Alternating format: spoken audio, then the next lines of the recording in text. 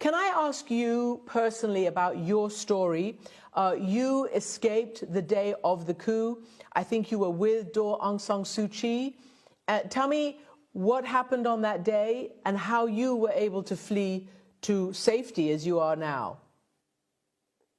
I mean, I was supposed to take part in the formation of the government, and I was to take some senior role in the government.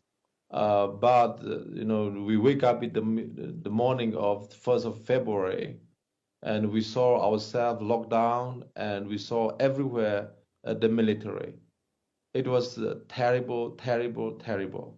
Elected officers, members of parliament who were elected by the people of Myanmar, for the people of Myanmar, they all saw themselves being locked up by the military generals. It was the very, very terrible. I mean, it's intimidating. It was torturing on the face of democracy and the freedom that we want. And so I was asked to leave as soon as possible so that I can speak out about it. So I have to dress as taxi driver and with taxi driver, and that way it take me 3 nights and 3 days nonstop traveling from there to where I am, and be a little bit more safer. So it was terrible.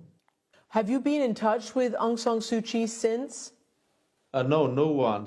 They all are be silenced by guns. I mean, so even her lawyers cannot see her. So we are worried and concerned about her health. We don't know what's happening to her. And our president, Wu Min, is being detained illegally, the same with her.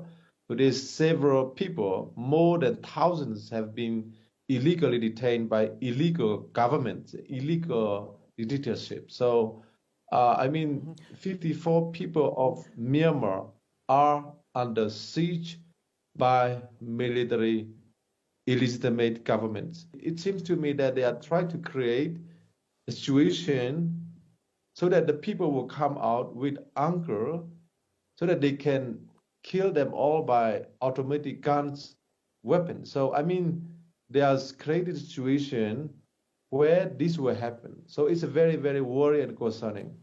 So, Dr. Sasa, you said you had to escape in order to be able to tell the world what's going on. You're telling us now, but you are part of a group that is, of sort of a shadow government, and you are liaising with the UN. What are you telling the UN? What do you want to tell the international community? And what do you think you can get them to do? First, we need the protections. The people of Burma are protectless. There's no one who will protect them. And this illegal military regime has declared the war on the people of Myanmar. So no one is safe. So number one, we need safety.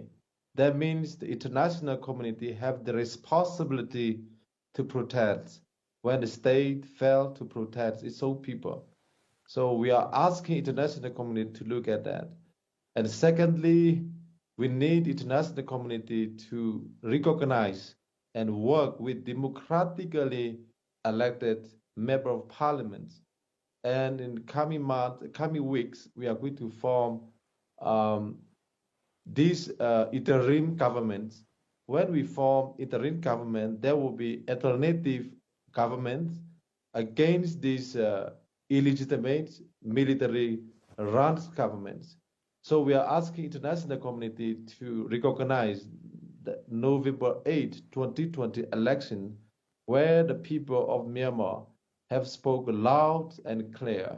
They have chosen us to represent them, and now it's been silenced. So free and democratic world cannot silence with the generous. They must stand up with us. They must uphold the will of the people of Myanmar, and they must help us to uphold the will of the people of Myanmar. People of Myanmar, my people, are not asking money. We are not asking anything. We are asking that we gain back our freedom. We want freedom. We want justice. We want democracy. We want federal. We want peace. So if we have that, we have everything. Dr. Sasa, thank you so much for joining us and putting your case for the people of Myanmar for the world to hear. Thank you. Thank you very much, Christian.